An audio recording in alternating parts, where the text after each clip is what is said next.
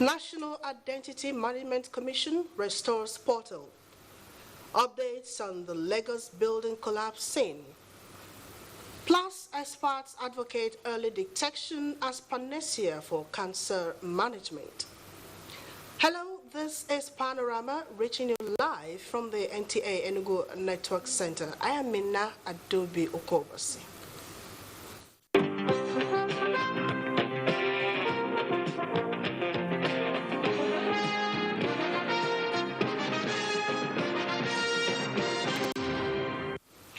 Devoted to radio and trust is the theme of the 2022 edition of the World Radio Day, celebrated on 13 February every year.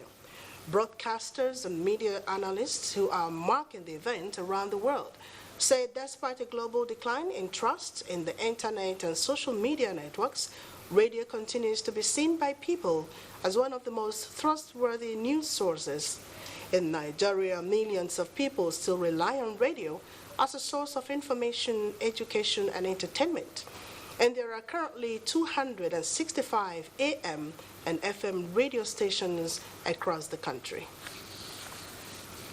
The Benue State Governor Samuel Tom has welcomed the Vice President Yemi Osinbajo on his return from an official function in Wukari, Taraba State, and bid him farewell to Abuja.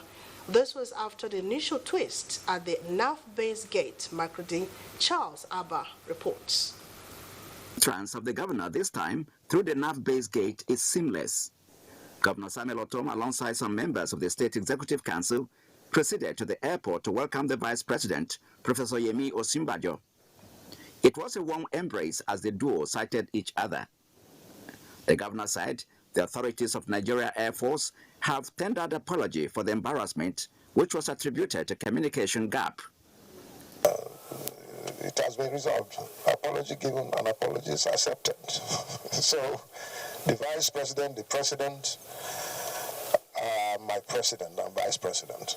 And so the protocol requires that when they are here, I receive them and see them off. That is what I have done. The farewell by the Vice President indicates that all is well.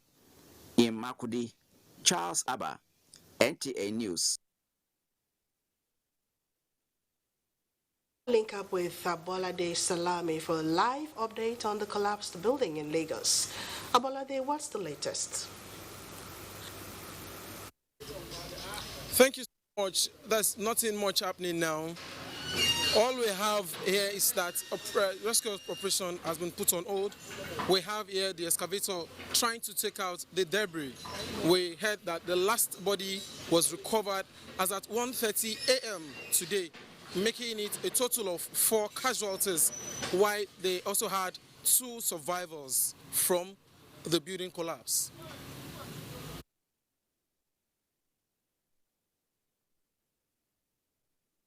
Update, Abolade. I'm sure you'll feed us in with the latest as we move on. The National Identity Management Commission, NIMC, says the National Identification Number NIN Verification Service, NVS portal, which went down a few days ago due to maintenance by one of the Commission's network service providers, has been fully restored.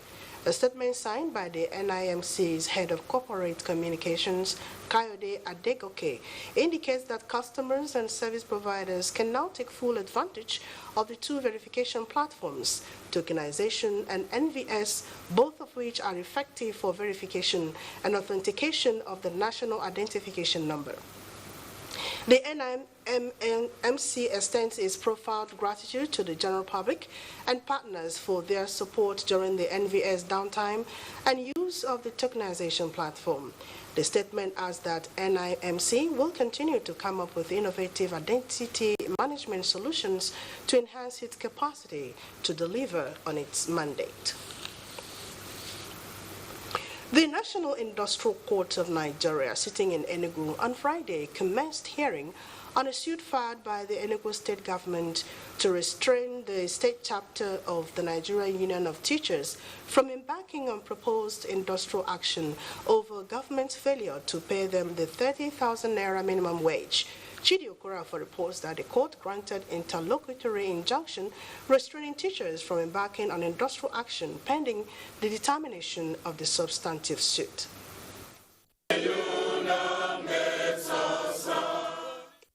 The Enugu State chapter of the Nigerian Union of Teachers had, during its warning strike, threatened to embark on an indefinite industrial action to press home their demand for the payment of the 30,000 naira national minimum wage to primary school teachers in the state. The government, on the other hand, in a resolve to stop the move, went to the National Industrial Court. Justice Oluwakayode Arowosebe of the court, while ruling on the application, held that teachers were essential workers. The agreement they reached with the teachers in February 2020 to start payment, and up till now they have not paid. And instead of them to call the teachers and say, this is the situation, please can you give us some time, let us see what we can do. Instead of using wives to come to court and seek if the court can protect them. Primary school teachers, they fall under what is classified as essential service providers.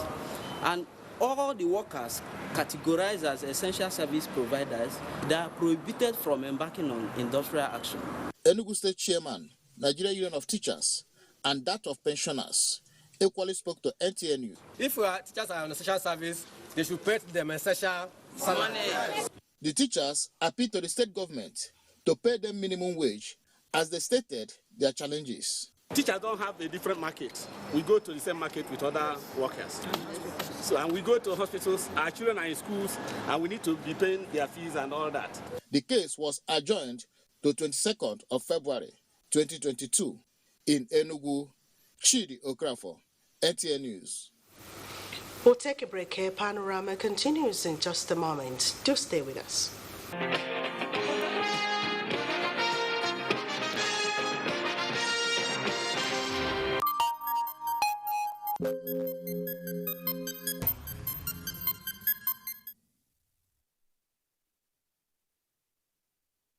Nigeria has recorded 8 new cases of COVID-19, with FCT having the highest number of 4, Rivers 3, and Kaduna 1, bringing the total number of confirmed cases to 253,978, with 230,323 discharged and 3,141 deaths.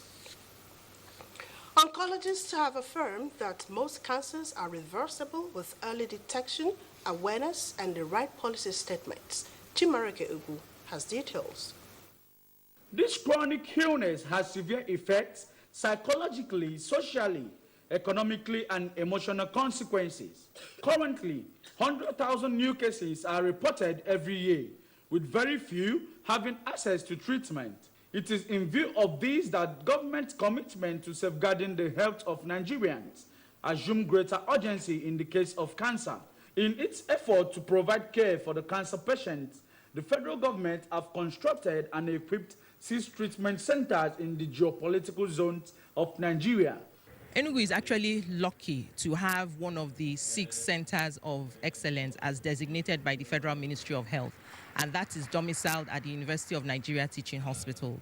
University of Nigeria Teaching Hospital has been adjudged by the Federal Ministry of Health as a comprehensive cancer center. We have a linear accelerator, and we also have high-dose rate brachytherapy machine, which is able to deliver brachytherapy to mostly women with cervical cancer for now. Oncologists identified lack of early awareness as a major setback in the fight against the scourge. According to them, most cases brought for treatment had gotten to the advanced stage, which makes the percentage of survival very minimal.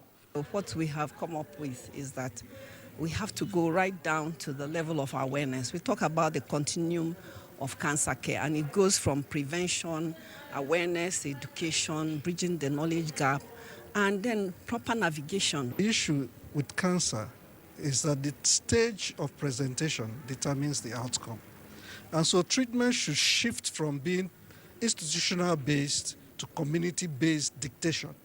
Health experts identified healthy eating, physical activity, and abstinence from smoking as factors that can help reduce deaths from cancer. In Enugu, Chimaroke Ugu, NTA News. And that report sets the stage for discussion on Panorama this morning as we talk about cancer. And with me in the studios to talk more is Dr. Wamaka Lashebikon. It's good to welcome you to Panorama this morning, Mom. Thank you for having me. Okay, so in plain words, what is cancer? In the simplest way of putting it, cancer is basically the abnormal growth of cells in an uncontrolled fashion, and these cells often go in to invade other tissues and other organs of the body, causing a lot of harm. Okay, can we look at some of the signs and symptoms of cancer? Now, before we look at the signs and symptoms of cancer, it's important to know that cancer can affect every and any part of the body, and it can affect both the young and the old. So obviously the signs and symptoms will depend on the type of cancer that we're dealing with. The most common type of cancer we have here in Nigeria, for women, breast cancer tops it, followed by cervical cancer, while for men,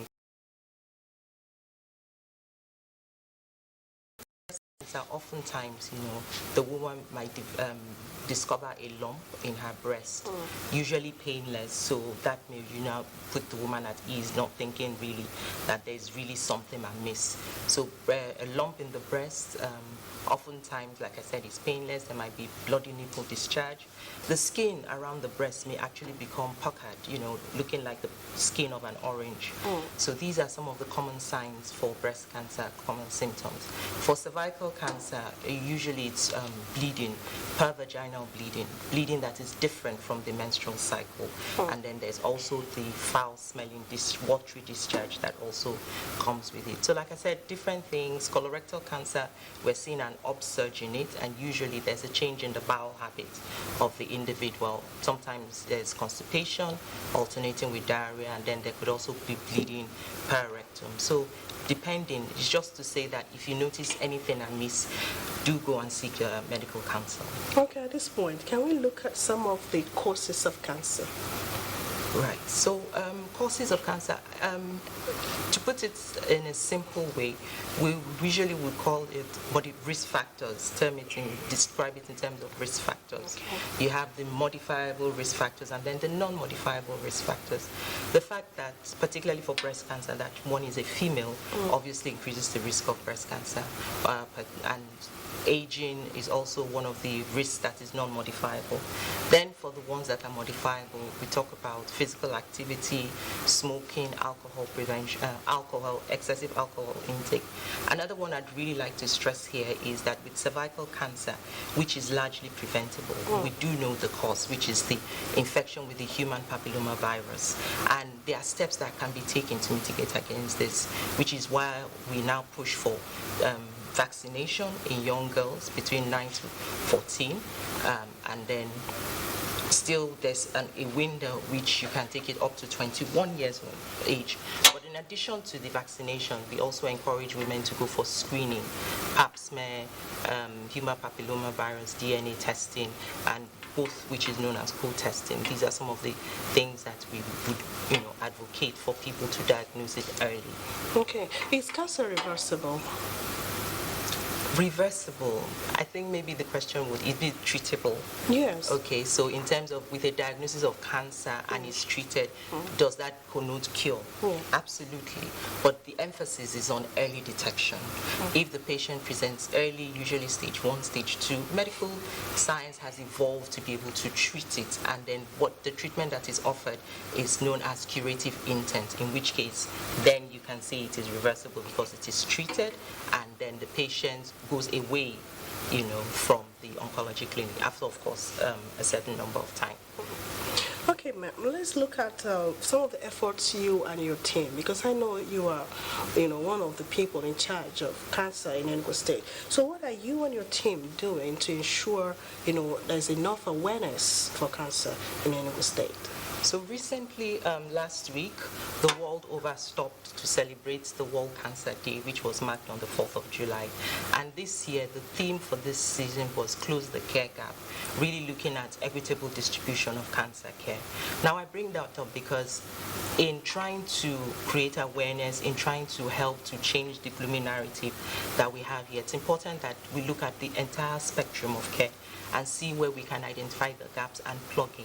So for us in Enugu State, we, the Oncology Center, where I serve as the director, we actually embarked on a series of campaigns, educational awareness, did some screening, but most importantly, what we did was to also partner with another teaching hospital which is in the state, the Enugu State University Teaching Hospital, and the Guild of Medical Directors to try to strengthen the collaboration, because we do know that people, when they do seek help, they go to either of these centers. So it's important that everybody is on the same page.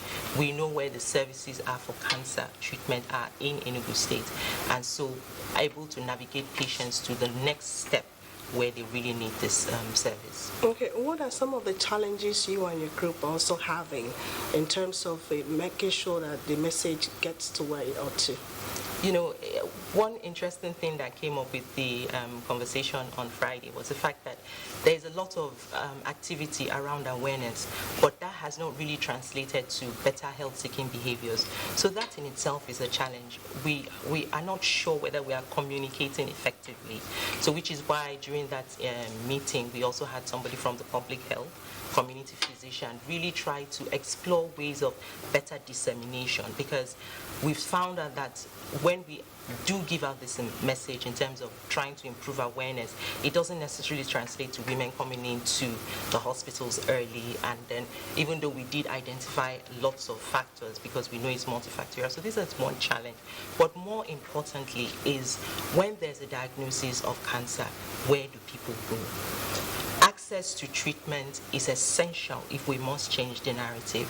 So which is what we're trying to do too. I am the president of the Association of Radiation and Clinical Oncologists of Nigeria. So what we have taken it upon ourselves to do is to try to get the message out there to the whole of Nigerians to know that so that they can identify places where these services are available, the experts that are required for this treatment are available, and basically spread the information that treatment can tend to cure if it's discovered early, but also in the best and safest hands. Okay, before I let you go, what do you think can be done, to achieve more? Obviously, we need to get a lot of buy-in from the policymakers and the federal government. Recently, they have launched a scheme, the Cancer Health Fund, which seeks to really get the more vulnerable in the population, the indigent, to help them to get access to some of these treatments. But we really do want more. It hasn't really been operationalized. It hasn't really taken off. So we need to see a lot more commitment on that. And we also need to be able to strengthen the awareness, so that people do know where to go. And we think that this has to really come from the grassroots level, bottom-up approach, and not necessarily top-bottom. Okay, your final advice to indigents on cancer. Cancer is not a death sentence. Once it's discovered early, we are able to offer standard treatments that will ensure that that you're cured of cancer. So please do not hide. We are superstitious as a nation, but it is not something that's witchcraft that has been beseeched upon you, but it is curable. I think that would be my message, really. Thank you so much for coming on board. Thank you for having me. Thank you. Okay, I've been speaking with Dr. Wamaka Lashevikon. She is the Director, Oncology Center, UNTH, Enugu. Ahead of the February 23rd local government chairmanship and councillorship elections in Enugu State, the People's Democratic Party, PDP, has flagged off campaigning in the state to garner support for the party's candidates during the election. Flagging of the campaigns, the state governor and leader of the party in the southeast, Ifeanyi Ugwuanyi, attributed the success of the party primaries to the quality leadership of the party at all levels. Susan Eze has more. With the handing over of the party flag to the 17 local government chairmanship candidates of the PDP and their deputies, the stage was set for the race to the seats of power at the local government level. Recounting the politicking that led to the emergence of these candidates, Governor Ugwuanyi admitted that the process was intriguing yet consultative, conclusive, and consensual. I must pregnantly tell you that our administration is keen on activating the local economy of our rural communities. Therefore, it has become a directive principle that all elected council chairmen and councillors must reside in their electoral constituencies. Party stakeholders in Enugu State, including members of the state and national assemblies, appreciated the consistency of local government elections in the state, noting that the forthcoming local government polls would be a test run for the 2023 general elections. We go back to our various local governments, try as much as we can to mobilize our people, carry the same message down to our rural area. Politics is a serious business. Local government election, serious business. The candidates have about 2 weeks to sell their manifestos to the electorate before the local government polls. In Enugu, Susan Eze, NTA News. The need for the private sector and other organizations to complement government effort in providing health facilities has been emphasized. This follows the donation of medical equipment for public use in Enugu. James Opariculture reports. The role of the missionaries in the development of the society has been as old as the coming of the missionaries in Africa. Such projects as schools and hospitals remain their trademark. One of such missionary hospitals is the Good Shepherd Hospital Owani, owned by the Anglican Archdiocese of Enugu. To further improve the health facilities at the hospital, a digital X-ray machine was donated to the hospital. Inaugurating the digital X-ray machine, the Enugu State Governor, Ifeanyi Ugwuanyi, commended the donor for his kind gesture. It's God that gave us the power and wisdom to make money or to make wealth. So we must return to him and thank him. In his remarks, the Archbishop of Enugu Archdiocese, Most Reverend Emmanuel Chukwuma, thanked Governor Ugwuanyi for constructing the internal roads of the Christ Church Owani, which leads to the hospital. Lord, give him good health. Still going to express more progress. But because this is happening in the time of Ugwuanyi, many good things will happen in the name of Jesus. Amen. The Archbishop later dedicated the digital X-ray machine for the use of mankind and to the glory of God. Other dignitaries at the occasion also pledged to support the hospital in Enugu. James Opariculture, NTA News. Gift George is here with sports update.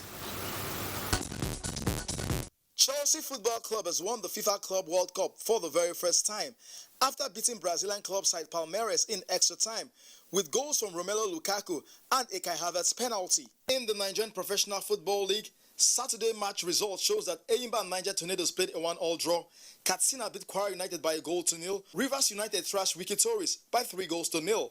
In the English Premier League, Saturday match result shows that Manchester United and Southampton played a 1-1 draw. Brighton beat Watford 2-0 away.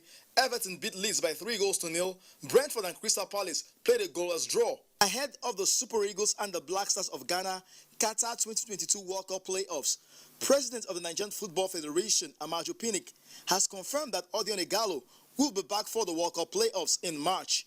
Ighalo was included in Nigeria's 2021 AFCON squad after coming out of retirement, but could not make the team due to club engagement. However, Pinnick confirmed that the 32-year-old striker will be back for the two massive games against the Black Stars of Ghana. The NFF president confirmed Ighalo's commitment to the Super Eagles after visiting Ighalo in Saudi Arabia during the FIFA World Club competition. US Israel Adesanya retained his UFC 271 middleweight title on Saturday night after defeating Robert Whittaker in Houston, Texas. Over 6,000 fans packed into the Toyota Center to watch the middleweights rematch, almost 3 years in the making. With Sports Update, Gift George, NTA News. State and Panorama from the NTA Enugu Network Center. We thank you so much for being a part of it. Remember to join the NTA as we stand against rape and rapists. To have a lovely day.